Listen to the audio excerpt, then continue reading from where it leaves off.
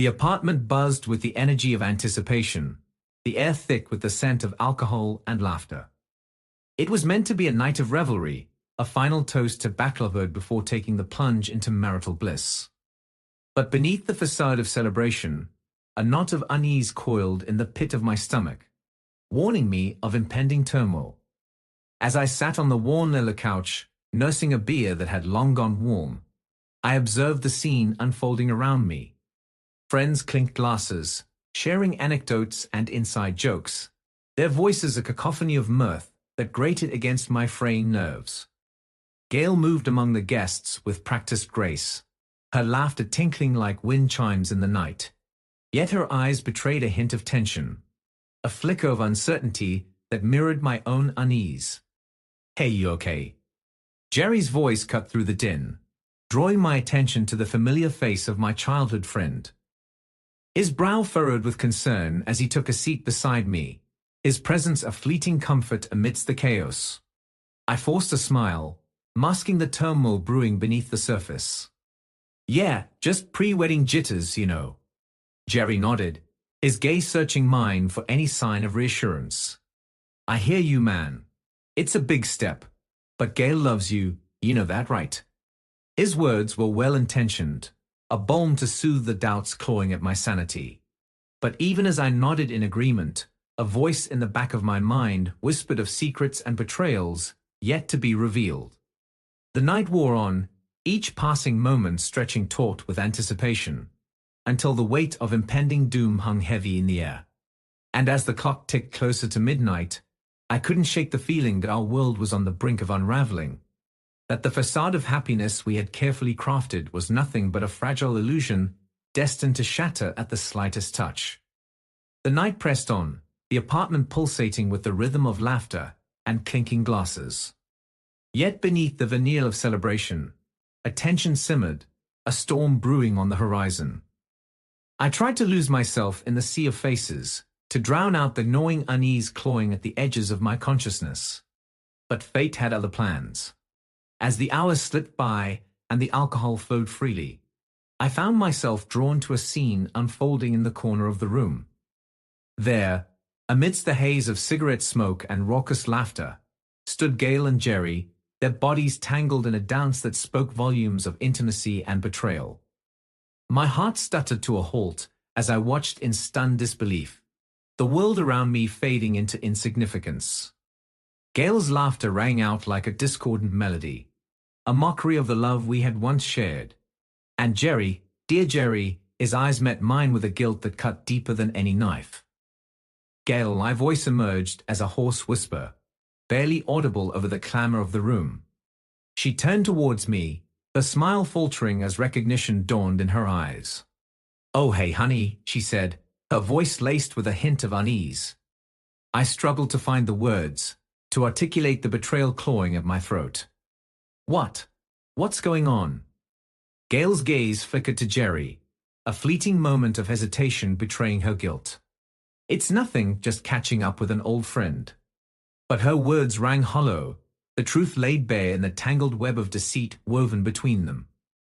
And as the gravity of their betrayal washed over me, I felt the ground shift beneath my feet, the world tilting on its axis as the facade of our relationship crumbled to dust.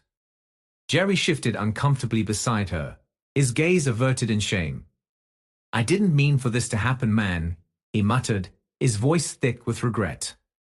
But his apology fell on deaf ears, drowned out by the roar of betrayal echoing in my ears.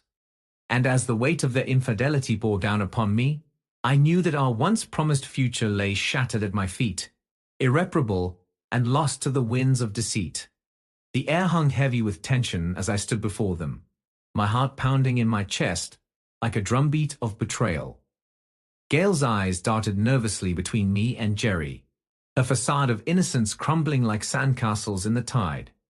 And Jerry, dear Jerry, stood beside her with shoulders slumped in shame, his guilt a palpable weight in the room. I took a deep breath, struggling to find my voice amidst the tempest of emotions raging within me. "How could you?" The words emerged as a hoarse whisper, barely audible over the pounding of my heart. Gail's lips trembled, her gaze flitting towards Jerry before returning to meet mine. "I don't know what to say," she stammered, her voice laced with a hint of desperation. But her words fell on deaf ears, drowned out by the roar of betrayal echoing in my mind. "You don't know what to say," I repeated, my voice rising with each word. "You're cheating on me, Gail. With my best friend." Jerry winced at the accusation, his gaze fixed on the floor, as if unable to meet my gaze. "I'm sorry, man," he muttered, his voice thick with regret. Sorry. The word echoed in my mind like a cruel joke, a hollow apology devoid of meaning. And as the weight of their betrayal bore down upon me, I felt something inside me snap, a thread of patience unraveling in the face of their deceit. "I can't do this," I whispered, the words a final admission of defeat. "I can't marry you, Gail. Not after this." Gail's eyes widened in shock, her lips parting in a silent plea for forgiveness. "Please, don't do this," she begged, her voice cracking with emotion. "We can work through this, I promise." But her promises rang hollow, the trust shattered beyond repair. And as I turned away from her, from them both, I knew that our once promised future lay in ruins, a casualty of lies and broken vows. The echoes of my shattered dreams reverberated through the empty halls of our apartment, each footstep a painful reminder of the life we had once shared.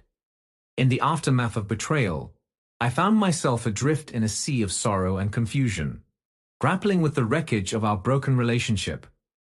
Days blurred into nights, a haze of anguish and despair as I navigated the tumultuous waters of heartache. The wedding plans lay abandoned, a ghost of the future that would never come to pass, while the silence of Gail's absence echoed like a hollow ache in the chambers of my heart. Alone in the darkness, I found solace in the embrace of solitude, seeking refuge in the sanctuary of my own thoughts. Memories of our shared past haunted me, a bittersweet symphony of love and loss that played on an endless loop in the recesses of my mind. And as the days stretched into weeks, I wrestled with the demons of doubt and regret, questioning every choice that had led me to this moment of devastation. What if I had seen the signs earlier, confronted the truth before it was too late? But the past was a labyrinth of missed opportunities and second guesses, a maze of could-have-beens and what-ifs that offered no solace in the face of my shattered dreams.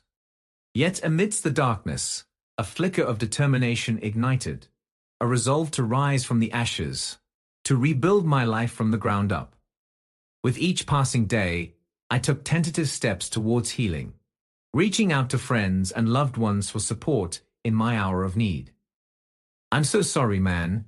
Jerry's voice crackled through the phone, heavy with remorse. "I never meant for any of this to happen." I sighed, the weight of his words pressing down on me like a ton of bricks. "I know, Jerry," I replied, my voice hollow with resignation.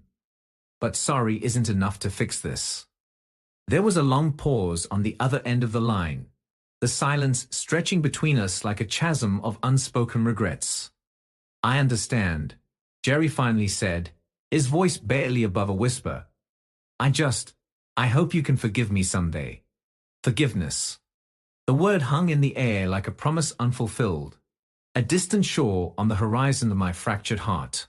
But for now, I focused on the task at hand, picking up the pieces of my shattered life and forging ahead into an uncertain future.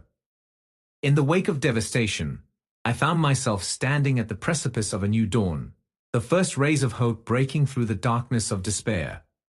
With each passing day, I shed the weight of betrayal like a cocoon, emerging from the ashes of my shattered dreams with a newfound sense of purpose and resilience.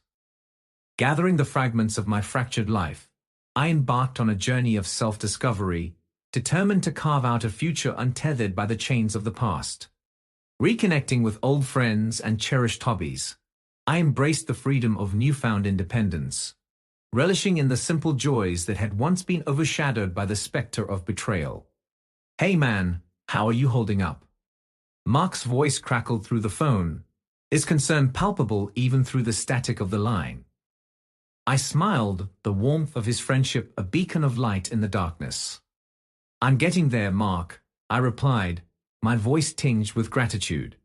It's been a rough road, but I'm starting to see a light at the end of the tunnel. There was a pause on the other end of the line, the weight of unspoken understanding hanging between us like a delicate thread. Just know that we're here for you, no matter what, Mark said, his words a lifeline in the tumultuous sea of emotions.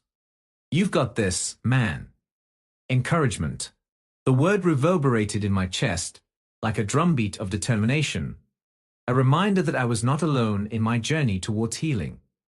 And as I stepped forward into the unknown, I knew that the road ahead would be fraught with challenges and obstacles, but also with the promise of new beginnings and second chances.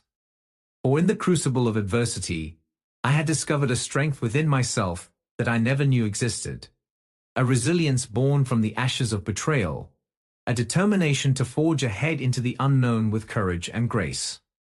And as the sun dipped below the horizon, casting its golden light upon the landscape of my newfound freedom, I embraced the promise of tomorrow with open arms, ready to embrace whatever the future may hold. Thank you for listening to the story to the end, and if you like it, please support us with a like as well as subscribe to our channel. Write in the comments what